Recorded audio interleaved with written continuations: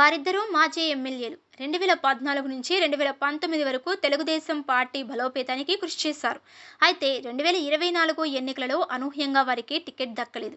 వివిధ సమీకరణల్లో భాగంగా చంద్రబాబు వారికి అవకాశం ఇవ్వలేదు. పార్టీ అధికారంలోకి వస్తే సరైన గుర్తింపు ఇస్తామని హామీ ఇచ్చారు. ఇప్పుడు తాజాగా వారికి పదవులు కట్టబెట్టారు. నామినేటెడ్ పదవులు ఇచ్చి మాటను నిలబెట్టుకున్నారు. మొన్నటి ఎన్నికలలో తెలుగుదేశం పార్టీ, జనసేన, బీజేపీతో పొత్తు పెట్టుకుంది. ఆ రెండు పార్టీలకు 29 అసెంబ్లీ సీట్లను విడిచిపెట్టింది. మరోవైపు టీడీపీలో కొత్త వారికి సైతం అవకాశం ఇచ్చారు. ఈ లెక్కన పదుల సంఖ్యలోనే నేతలు టికెట్లను త్యాగం చేయవలసి వచ్చింది.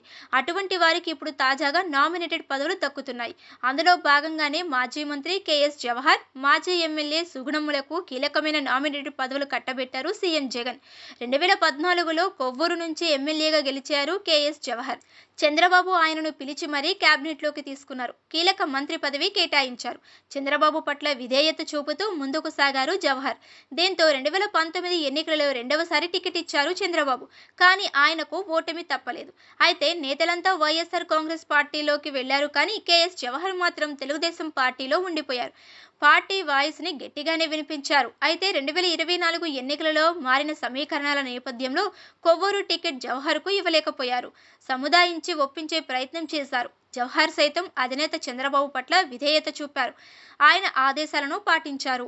ఫలితంగా ఇప్పుడు కేబినెట్ హోదాతో సమానమైన ఎస్సీ కార్పొరేషన్ చైర్మన్ పదవిని ఇచ్చారు.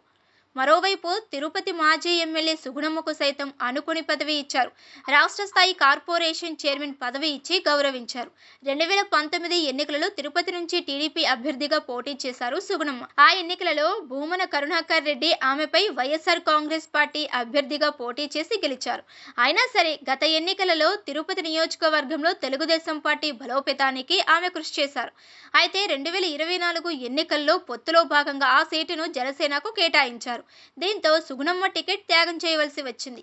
జనసేన అభ్యర్థి ఆరణి శ్రీనివాసులు గెలుపు కోసం ఆమె కృషి చేశారు. అయితే ఇప్పుడు ఆమె అడగకుండానే రాష్ట్ర స్థాయి కార్పొరేషన్ చైర్పర్సన్ పదవి ఇచ్చి గౌరవించారు చంద్రబాబు. అయితే పదవులు దక్కని త్యాగశీలులు చాలా మంది ఉన్నారు. మాజీ మంత్రి దేవినేని ఉమామహేశ్వరరావు, బుద్ధా వెంకన్న, వంగవీటి రాధాకృష్ణ లాంటి నేతలు పదవుల కోసం ఆశగా ఎదురు చూస్తున్నారు. అయితే వీరు గత ఎన్నికలలో పోటీ చేయాలని భావించారు. కానీ టికెట్లు దక్కలేదు.